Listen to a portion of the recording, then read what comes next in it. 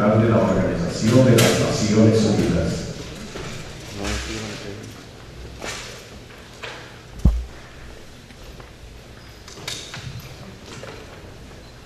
Señor Presidente, Secretario de Desarrollo Social, Secretario de Medio Ambiente y Recursos Naturales, señoras y señores, it's a great pleasure to join you to this briefing, very impressive briefing on the Millennium Development Goals and climate change. And I'm very much encouraged by all what you have presented under the leadership of President Calderon. And I'd like to really comment my deep appreciation for your strong commitment to this meeting the target of Millennium Development Goals. As you know, we are a little bit over the midpoint year before we meet the target of 2015. I think the international community has a human and financial and technological resources. But what we need to generate and galvanize is, first of all, such a strong political commitment as has been demonstrated today under the leadership of President Calderon, and also leading by example as you have done.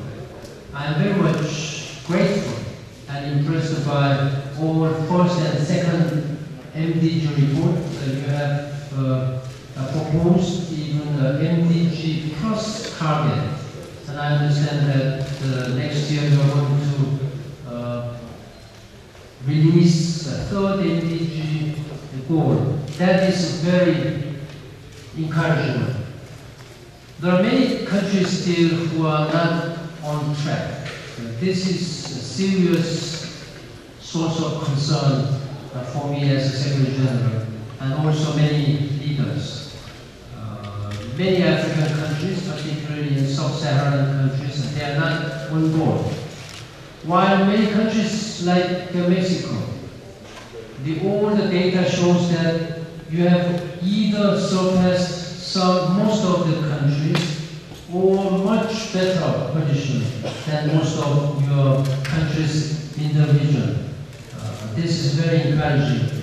We have seen some progress even in African countries, but only on very limited sectoral approaches. So this is not enough.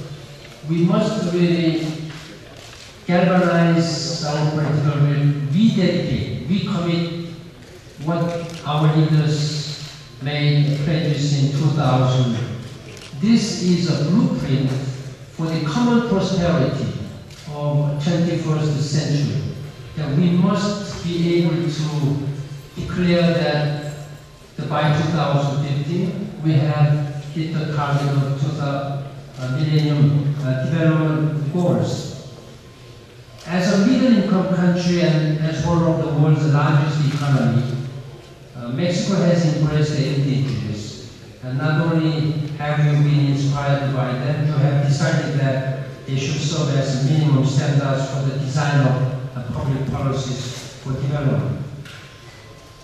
Mexico's determination to achieve the goals can also be seen in the National Development Plan and in the Living Better strategy that you, Mr. President, you have developed.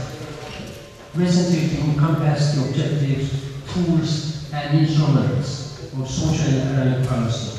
Thanks to these efforts, the percentage of people living in extreme poverty has significantly decreased in 2006.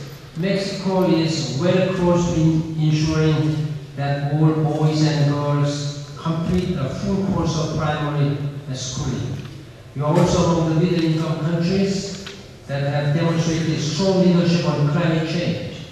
I'm also very much encouraged such a strong commitment as well as well-planned strategies. This is very important. I hope many countries will emulate and follow your path. Your strong leadership on climate change including by making it a core element of environmental sustainability pillar of the national development plan is very encouraging. The depth and breadth of mitigation and adaptation measures envisioned in that plan are truly impressive.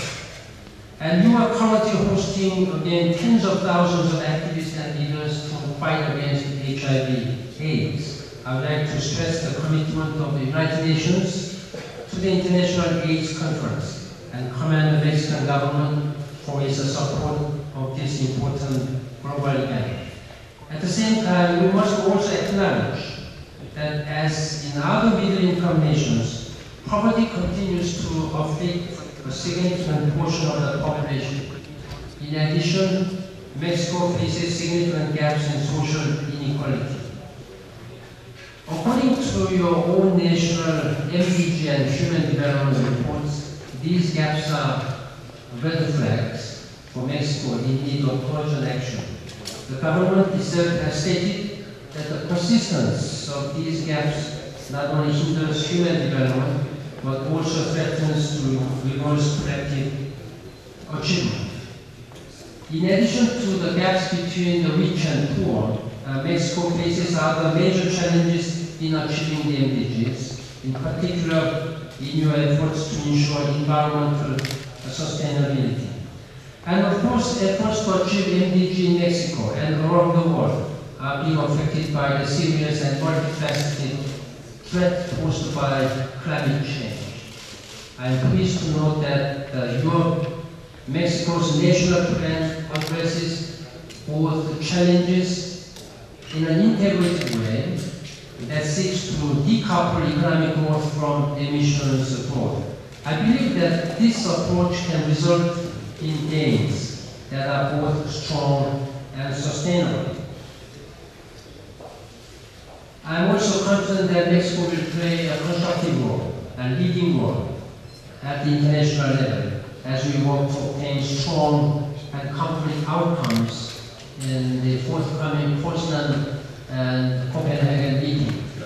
The international community must be able to agree to a globally accepted agreement replacing the Kyoto Protocol. This must be a balanced, inclusive, and effective and ratifiable treaty.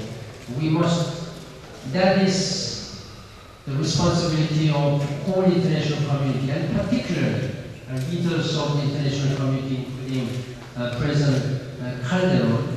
And we count on your continuing commitment and leadership in charting this very important global challenge, a global partnership.